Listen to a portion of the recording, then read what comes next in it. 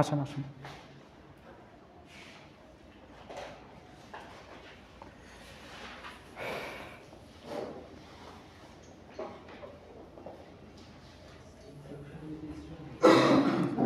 আচ্ছা ওকে, দেখেন এখন তাহলে আমরা আজকে স্টিম টারবাইন পাওয়ার প্ল্যান্টটা স্টার্ট করব এখন।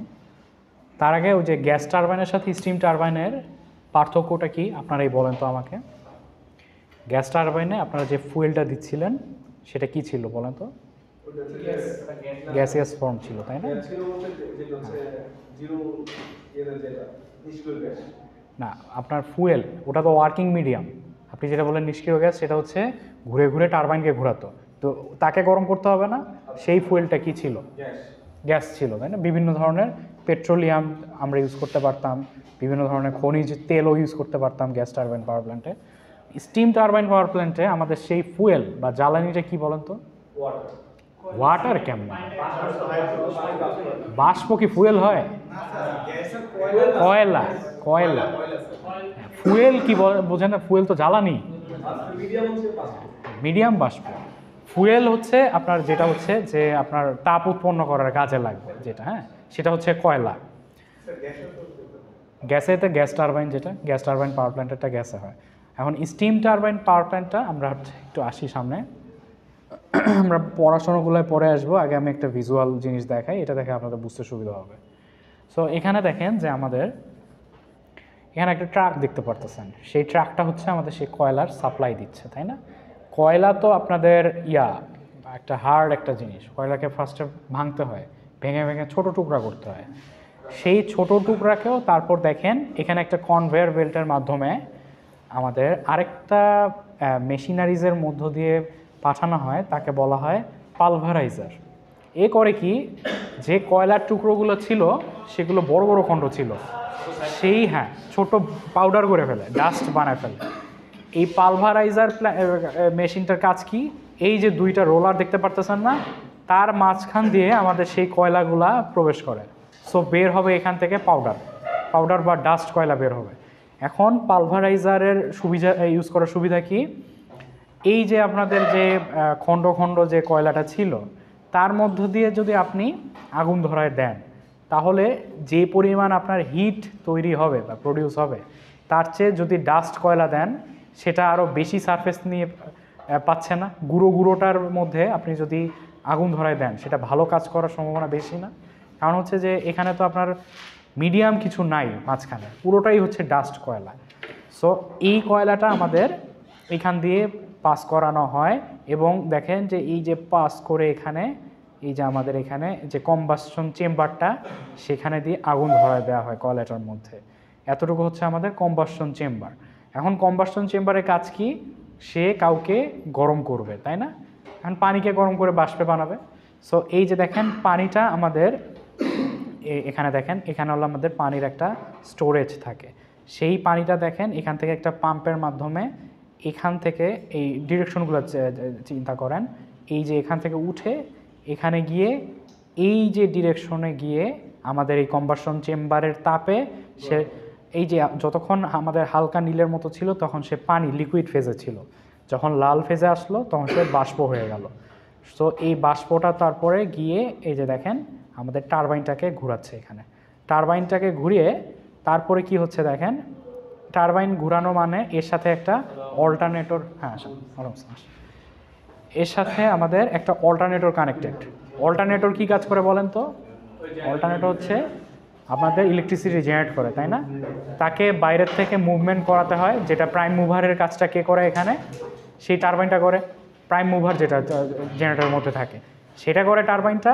তারপর হচ্ছে জেনারেটরটা হচ্ছে ইলেকট্রিসিটিটাকে জেনারেট করে, সেটা ডিরেক্ট একটা ট্রান্সফরমারে পাঠানো হয়। যেটা জেনারেট করা হয় যে ইলেকট্রিসিটিটা, সেটা হচ্ছে লো ভোল্টেজ লেভেলের থাকে।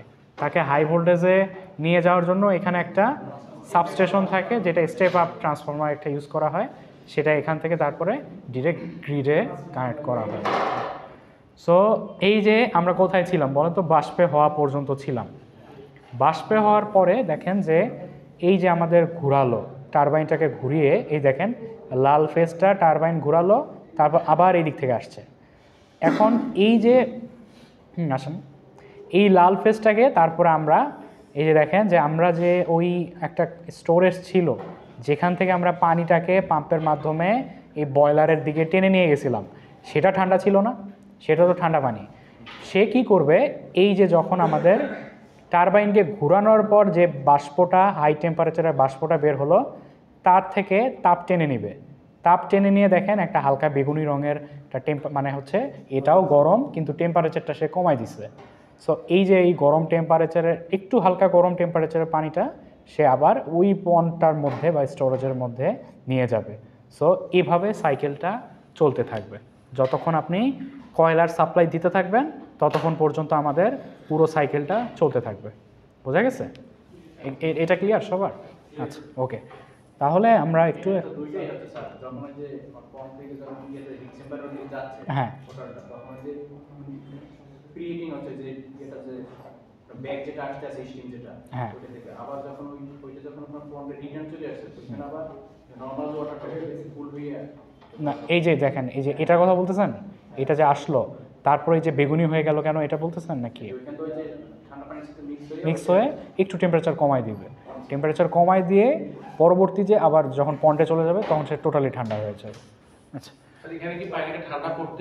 হ্যাঁ, পানিটা ঠান্ডা করতেই হবে, কারণ হচ্ছে যে যত ঠান্ডা পানি রাখবেন আপনি তত হচ্ছে আপনার কমে আসবে, প্রেশারটাকে আপনি কমাই দিতে পারবেন। গরম পানি তো প্রেশার বেশি থাকে, তাই না? আমাদের প্রেশার কম জিনিসই লাগবে ফার্স্টে, তাকে আমরা প্রেশার বাড়াবো পরে। হ্যাঁ, আর এই প্ল্যানটার একটা কোনটা, এটা এটা এটা এটা হচ্ছে আপনার একটা দেখেন যে এখানে একটা ওয়াটার পিউরিফিকেশন আছে, যে এই যে পানিটা আমাদের পাম্প দিয়ে তুলে আনলাম ঠান্ডা পানিটা, একে আমরা যখন এই আপনাদের টারবাইন ঘুরাবো, টারবাইনের মধ্যে যেন কোনো ইমপিউরিটি চলে না যায়, এই জন্য এই পানিটার মধ্যে যদি কোনো ইমপিউরিটিস থাকে সেটা এই ওয়াটার পিউরিফায়ার একটা থাকে, সেইটা আমাদের তাকে পিউরিফিকেশন করবে। তারপর পিউরিফাইড ওয়াটারটা না, পিউরিফিকেশনে ঢুকবে না, এখানে হচ্ছে আপনার পিউরিফায়ার একটা মেডিসিন টাইপের আপনি ইউজ করতে পারেন, সেটা হচ্ছে এখান থেকে ফ্লো করিয়ে এই নীল পানিটার সাথে মিক্সড করানো হবে, তারপর এটা হচ্ছে এই টারবাইনের মধ্য দিয়ে, মানে পরবর্তীতে এই বয়লারের মধ্য দিয়ে পাস করানো হবে এখানে। বুঝেছে? এটা প্রধান কাজই হচ্ছে, টারবাইন আমাদের দামি জিনিস, টারবাইনের মধ্যে মরিচা ধরে আমরা এটা চাই না। সো এখানে কোনো এই পানিটা যে আসলো পন্ড থেকে, এটার মধ্যে কোনো ইমপিউরিটিস থাকে এটাও আমরা চাইবো না। এই জন্য এখান থেকে ইমপিউরিটিস ওয়াটার পিউরিফায়ারটা আপনার কোনো মেডিসিন হইতে পারে, কোনো স্প্রে হইতে পারে, যেটা এখান থেকেই দেওয়া হয়। এটা যে আপনি বলছেন এটা নিচে ঘুরে এটা এখান থেকে আসবে, সেটা না, এখান থেকেই ওয়াটার পিউরিফায়ারটা এখানে কিছু একটা স্প্রে করবে, এরকম একটা ব্যাপার। আচ্ছা, থাকতে পারে পানির জন্য, তো এই যে এখানে যেমন তো আপনার স্টোরেজ আছে না, সেরকম ট্যাঙ্ক থাকতে পারে।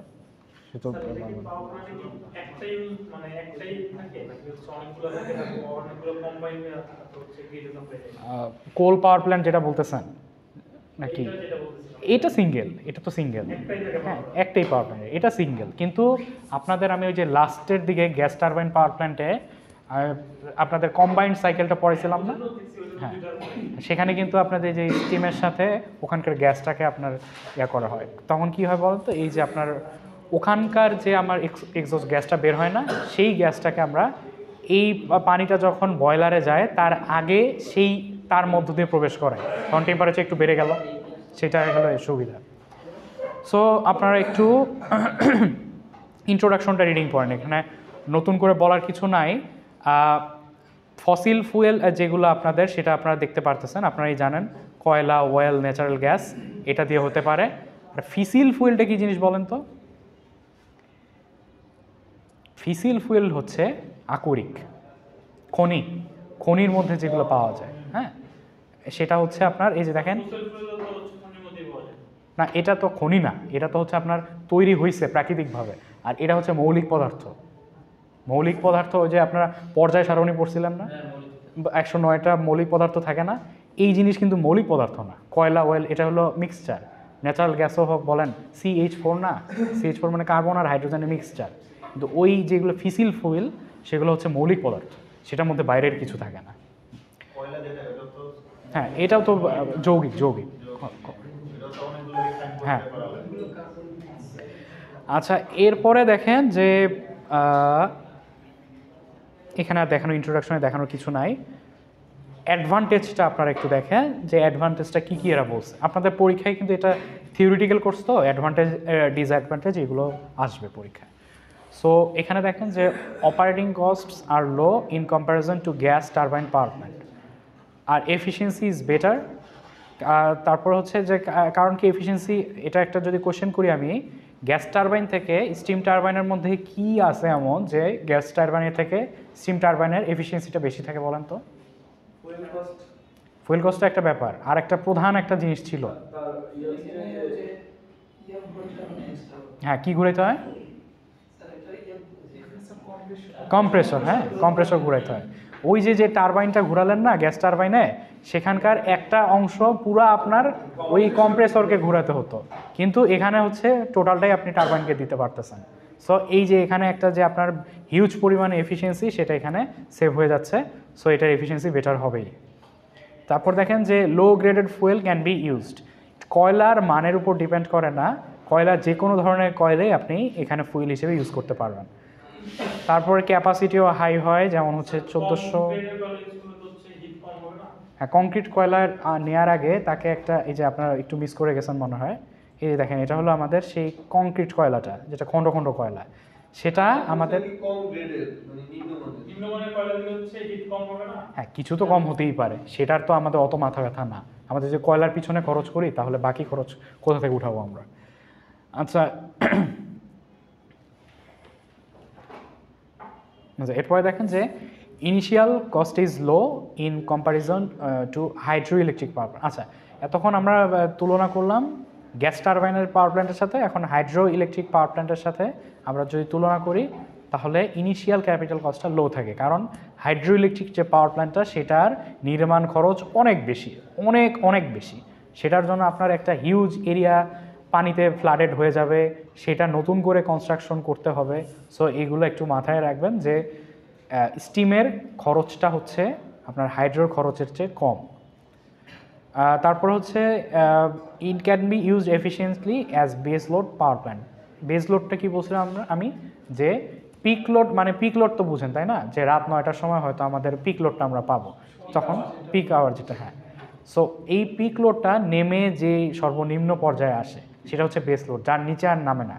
এই বেস লোডটা যতক্ষণ আপনারা এই যে আপনারা কনভেয়ার বেল্টের মাধ্যমে এখানে কয়লার গুঁড়া সাপ্লাই দিচ্ছেন বয়লারের মধ্যে, ততক্ষণ ওই লোডটুকুকে সে সাপ্লাই দিতে পারবে।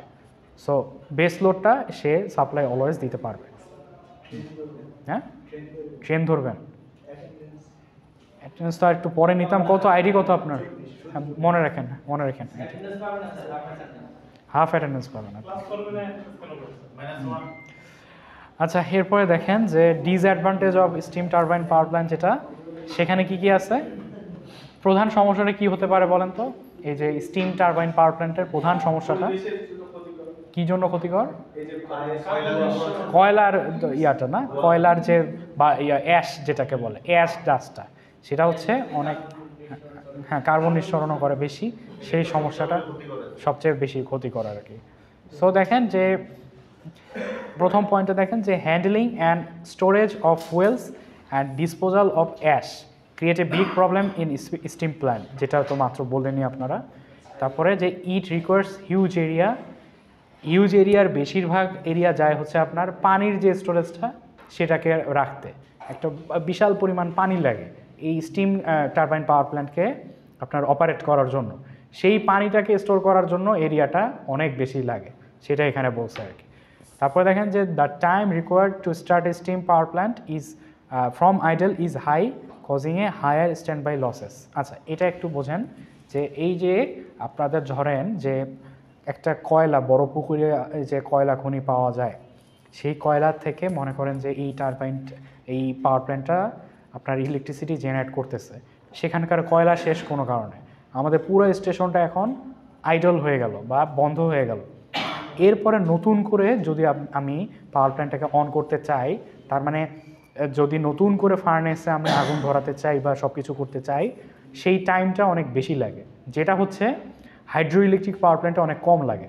হাইড্রো ইলেকট্রিক পাওয়ার প্ল্যান্টে আপনার পানি স্টোরেজ আছে, সেটাকে জাস্ট আপনি টারবাইনের মধ্যে দিয়ে ছেড়ে দিবেন, পানি চলে আসবে, আপনি হচ্ছে পাওয়ার প্ল্যান্ট স্টার্ট করে দিতে পারবেন। কিন্তু এখানে এই যে ফার্নেসটাকে গরম হইতে দিতে টাইম লাগে। তারপর হচ্ছে যে কয়লাগুলো আছে সেইগুলো আপনার গুঁড়ো গুঁড়ো হয়ে একটা লেভেলে আসতে টাইম লাগে। এই যে খণ্ড খণ্ড টাইমের যে ব্যাপারটা সেটা হচ্ছে এই পাওয়ার প্ল্যান্টে অনেক স্লো করে দেয়। সো এটা হচ্ছে স্লো রানিং একটা পাওয়ার প্ল্যান্ট।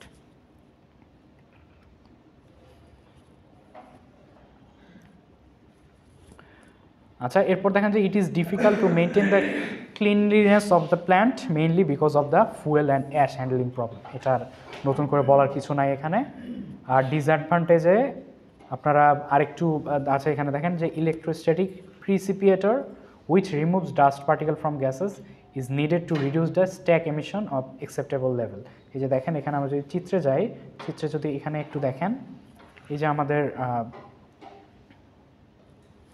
এই যে এখানে যে ধোঁয়াটা আসলো আমাদের, সেই যে কয়লার বাষ্প বা অ্যাশ ডাস্টের যে ধোঁয়াটা, সেটা দেখেন যে এই যে এখানে একটা চিমনির মতো দেখতে পারতেছেন না, এই চিমনিতে যাওয়ার আগে এই যে দেখেন এখানে একটা পিউরিফায়ার বা এয়ার পিউরিফায়ার বা ছাঁকনি, বিভিন্ন স্তরে স্তরে ছাঁকনি লাগানো থাকে, ফিল্টার।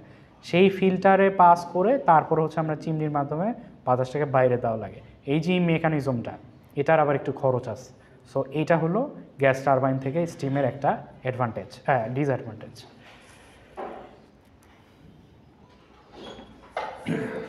দেখেন তারপরে যে in case of coal fired steam plant the cost of pulverised plant may be introduced. Pulverised plant কী জিনিস একটু আগে বলে আসছি, বলেন তো। কয়লাটাকে খণ্ড খণ্ড থেকে গুঁড়ো গুঁড়ো করার জন্য যে মেকানিজমটা সেটা হচ্ছে পালভারাইজার বলে, হ্যাঁ। আর এই যে ব্যাপারটা একে বলা হয় পালভারাইজড প্ল্যান্ট, যেটা আপনার এই যে একটু আগে ছবিতে দেখে আসছেন। এই যে এটা হচ্ছে আপনার সেই পালভারাইজড প্ল্যান্টটা। কয়লা খণ্ড খণ্ড কয়লা দিল, দুইটা রোলারের মতো দিয়ে গেল, ওর গুঁড়ো গুঁড়ো হয়ে গেল কয়লা।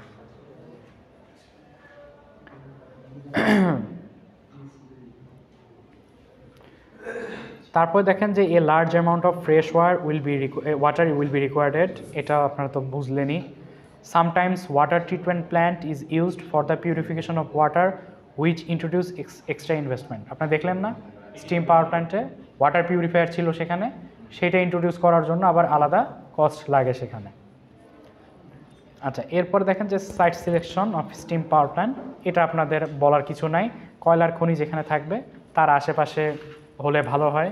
পানির সাপ্লাই থাকতে হবে। তারপর হচ্ছে রিয়েলটি ভ্যালু ট্যাক্স কম যেখানে, যে ল্যান্ডের জন্য। ডিসপোজাল অফ অ্যাশ যেখানে সুবিধা হবে। পলিউশন নয়েজ যেখানে কম হবে, সেই জায়গাগুলো আপনি স্টিম টারবাইন পাওয়ার প্ল্যান্টে বসাতে পারেন।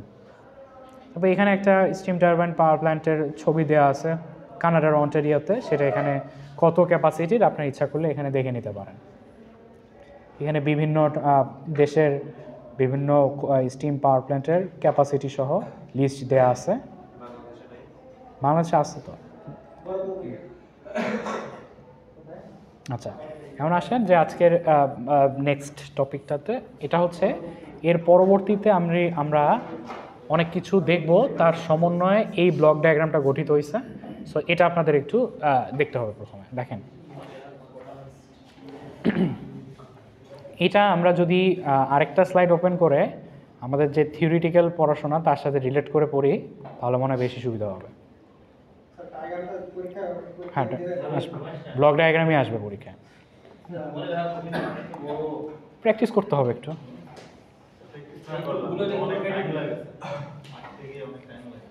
না, এটা তো সহজ কোর্স, তাই না? এটা আপনি তো,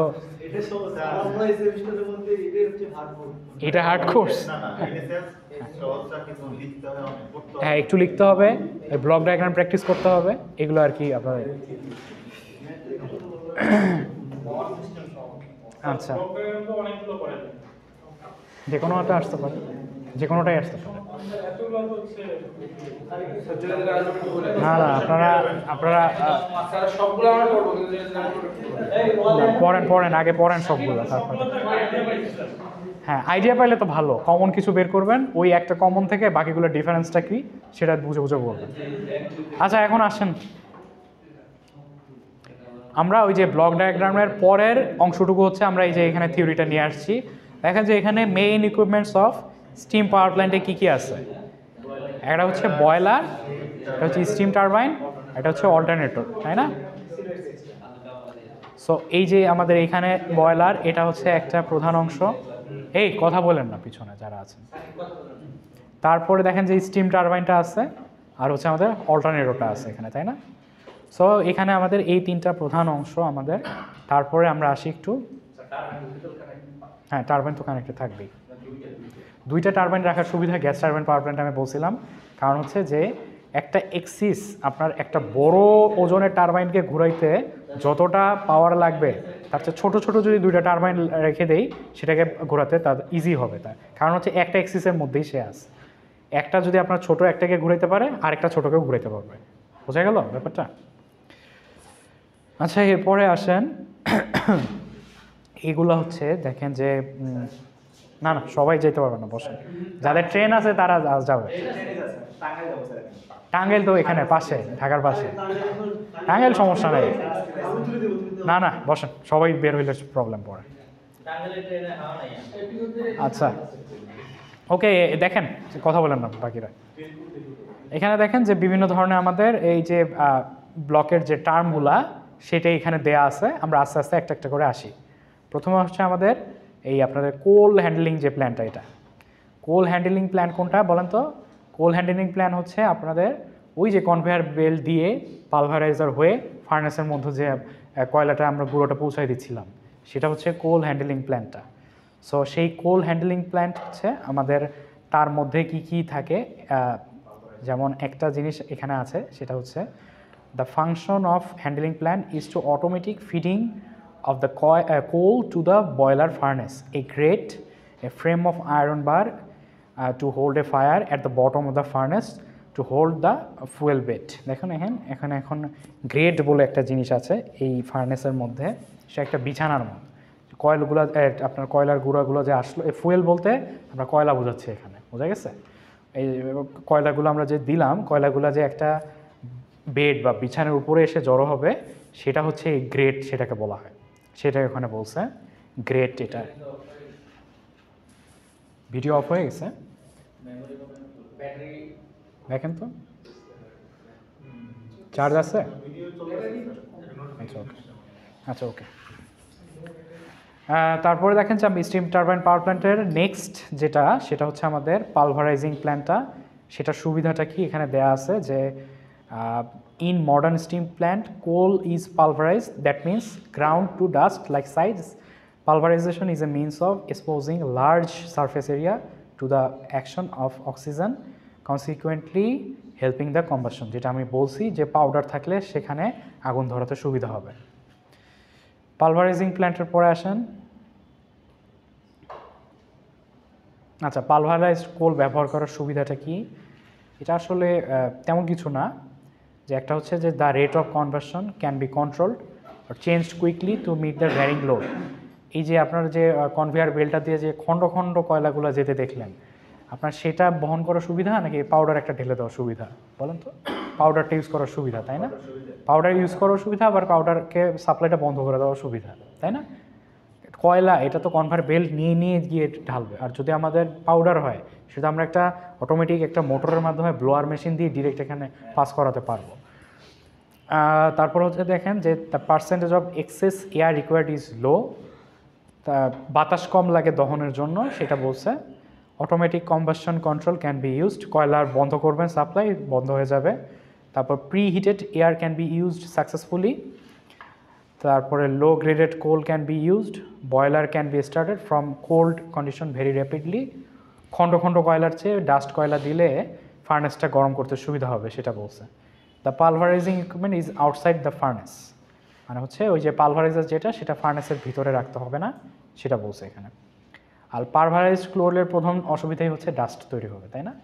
অ্যাশ যেগুলো গুঁড়োটা, ডাস্টের গুঁড়োটা সেটা তৈরি হবে, সেটার জন্য আলাদা ক্লিনিং প্রসেস থাকতে হবে, সেটা আপনারা একটু এখান থেকে দেখবেন, এটা নতুন করে বললাম না। এখন ড্রাফট সিস্টেমটা কি দেখেন, যে ড্রাফট সিস্টেমটা আমি যদি এই চিত্রটার মধ্যে দেখাই, যে একটু আগে বললাম না যে ওই আপনার দহনের জন্য কার্বনের সাথে তো অক্সিজেন লাগে, তাই না? তার মানে বাতাসের একটা ফ্লো লাগে। ড্রাফট সিস্টেমটা হচ্ছে ফার্নেসের মধ্যে আপনাদের অটোমেটিক বাতাস সার্কুলেট করার যে প্রক্রিয়াটা, সেটা হচ্ছে ড্রাফট সিস্টেম।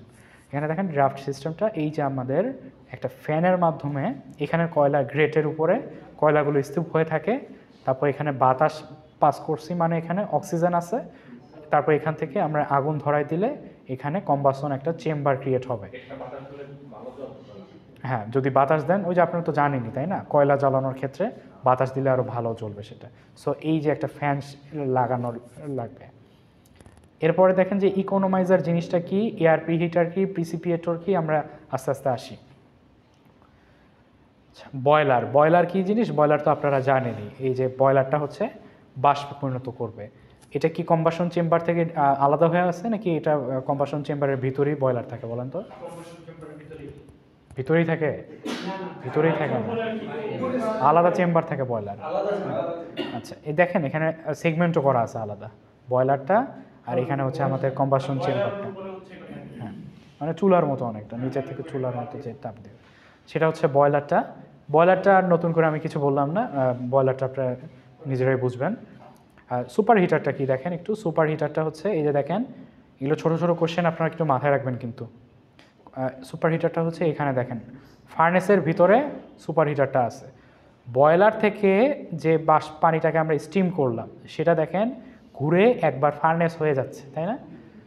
সুপার হিটারের কাজটা হচ্ছে সেই পানির বাষ্পের মধ্যে যদি কোনো ইমপিউরিটিস থাকে বা হচ্ছে কোনো এক্সট্রা হিউমিডিটি থাকে সেটাকে সে দূর করে দেওয়া। সুপার হিটারের কাজটাই হচ্ছে এটা। সো এখানে দেখেন যে the function of super heater is to remove the last traces of moisture. Moisture মানে কি বলেন তো? জলীয় বাষ্প, তাই না? সো এই যে ফার্নেসের ভিতরে যে সুপার হিটারটা থাকে তার কাজ কি তাহলে? বয়লার থেকে যে বাষ্পটা গিয়ে টারবাইনকে ঘুরাবে, টারবাইনে যদি বাষ্প, মানে বাষ্প বলতে বোঝাচ্ছে যে এই যে যে পানি বাষ্প হয়ে যে গ্যাস হলো সেটা যদি টারবাইনের মধ্যে দিয়ে আমরা পানির কণা সহ পাঠাই সেখানে আপনার মরিচা ধরে যেতে পারে। এই জন্যে ময়েশ্চারটা আমরা সেপারেট করে ফেলবো, জাস্ট বাতাসটা যেন থাকে। ময়েশ্চার মানে কি? পানির কণা, পানির কণা। পানির কণাটা যদি আপনি আলাদা করে থাকেন, সব পানির কণা কি বাষ্প হবে? তার সাথে বাতাস থাকবে না? বাতাস থাকবে না, আপনার সাপ্লাইটা হবে কি? যদি শুধু বাষ্পই থাকে, পানিটা থাকে, তাহলে তো সে নিচে জমা জমা হয়ে থাকবে, তাই না? আমাদেরকে বাতাসটা পাস করাইতে হবে, যে গরম বাতাসটা সেটা। স্টিম একটা জিনিস, আরেকটা হচ্ছে আপনার জলীয় বাষ্প আরেক জিনিস, বোঝা গেছে? স্টিমটা হচ্ছে আপনার পানিবিহীন জলীয় বাষ্প, যেটা মানে যার মধ্যে কোনো পানির কণা থাকবে না, বোঝা গেছে? কি বললাম বুঝতে পারলেন? স্টিমটা হচ্ছে যেটা আপনি বাষ্পে করছেন তার মধ্যে কোনো ওয়াটার বা হিউমিডিটি থাকবে না, শুষ্ক বাষ্প। আপনি ব্যাপারটা বুঝতে পারতেছেন? আপনাদের তো একটা যেটা আপনার বাতাস, সেটা তো একটা ফ্লো আছেই, তাই না? একটা বাতাস যে সেটা তার ফ্লো তো আছেই এখানে, তার সাথে নতুন করে যোগ হয়েছে পানির কণা বাষ্পগুলো, সেটাকে আমরা সরাই দেবো জাস্ট। আচ্ছা, এরপরে দেখেন যে রিহিটার জিনিসটা কি। রিহিটারটা কোথায় থাকে ফার্স্ট আমরা দেখি। এই যে দেখেন যে আমরা বয়লার থেকে যে পানিটাকে বাষ্প করলাম সেটা সুপার হিটারের মধ্য দিয়ে গিয়ে তারপর স্টিম টারবাইনের এক পার্টকে ঘুরিয়ে এখানে কি হয় বলেন তো? তার প্রেশার কমে গেল না? প্রেশার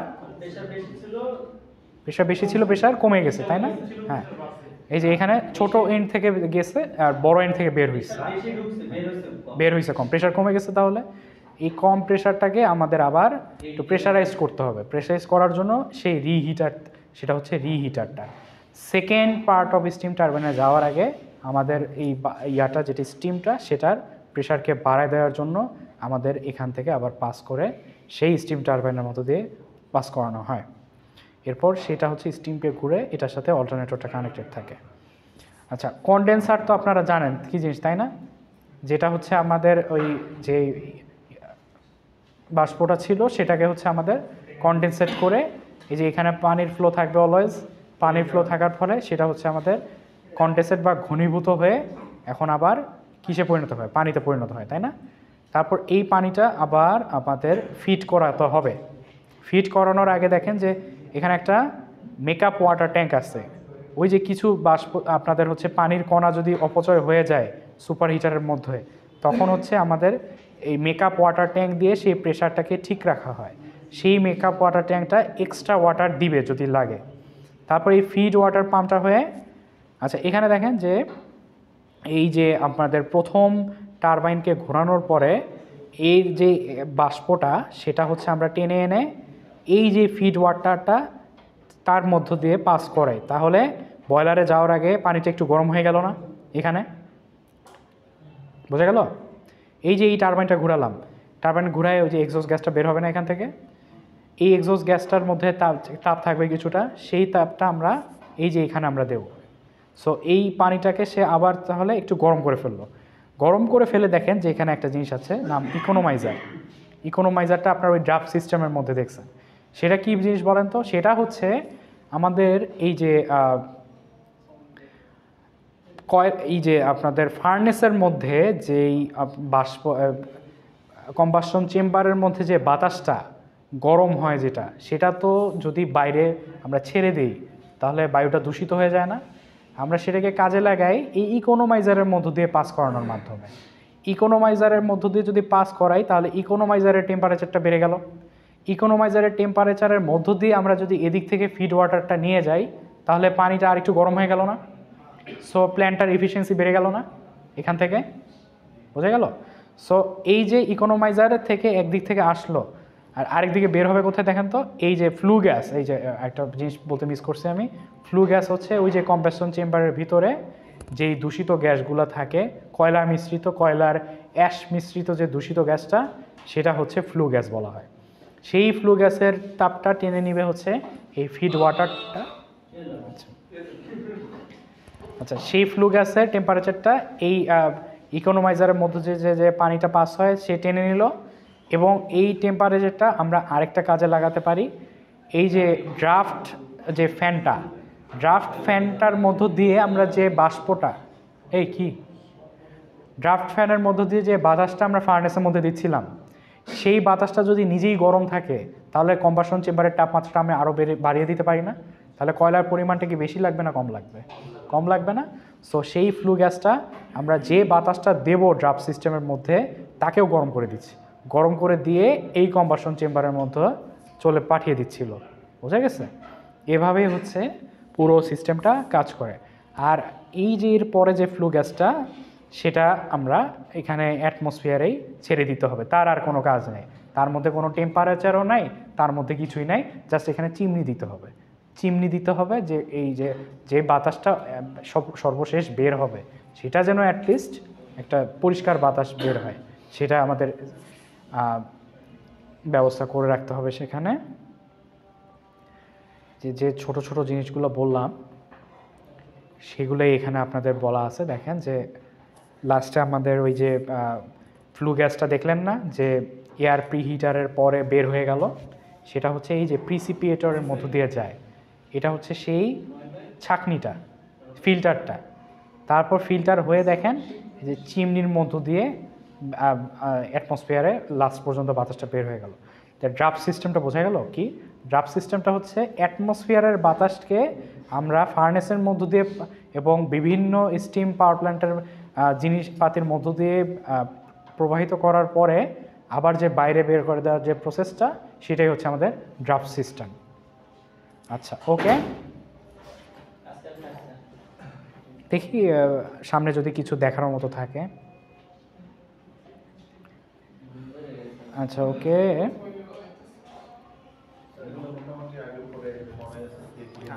ঠিক আছে ওকে। তাহলে ইকোনোমাইজারটা যদি আলাদাভাবে আসে তাহলে আপনারা এই ডায়াগ্রামটা দেওয়ার চেষ্টা করবেন। একটা হচ্ছে আপনার ফ্লু গ্যাসটা কোনটা বলেন তো? কম্বাসন চেম্বারের মধ্যে যে দূষিত গ্যাসটা, তাই না? আর ফ্লু গ্যাসটা বের হয়ে কোথায় যায় সেটা বলেন তো? প্রিসিপিয়েটরে যায় না, ছাঁকনির মধ্যে, ফিল্টারের মধ্যে যায়। আর এই ফিড ওয়াটার ইনলেটটা, এটা আসার আগে কোথা থেকে আসতেছে বলেন তো? ফিড ওয়াটারটা কি এখানে ঠান্ডা পানি আসতেছিল? টারবাইন থেকে যেই গ্যাসটা এক্সস্টটা ছিল সেটা ওই প্রথম পানিটাকে গরম করে, তারপরে সেই পানিটাকে আরও গরম করে দেয় এই যে ইকোনোমাইজারের মধ্যে সিস্টেমটা। ওকে, এয়ার প্রিহিটার মনে পড়ে? এয়ার প্রিহিটার কোনটা বললাম? ফার্নেসে বাতাসটাকে দেওয়ার আগে, বাতাসটা আগের থেকেই যে গরম করে দেওয়ার প্রসিডিউরটা, সেটা হচ্ছে ইয়াটা আর কি।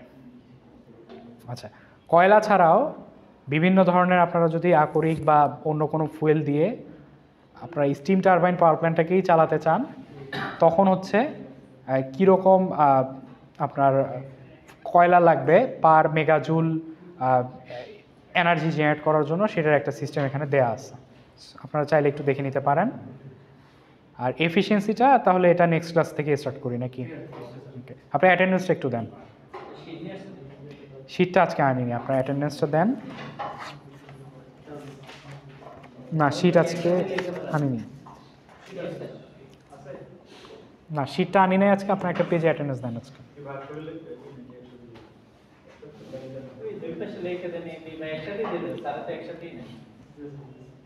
একসাথে লিখে দেন, সমস্যা নেই।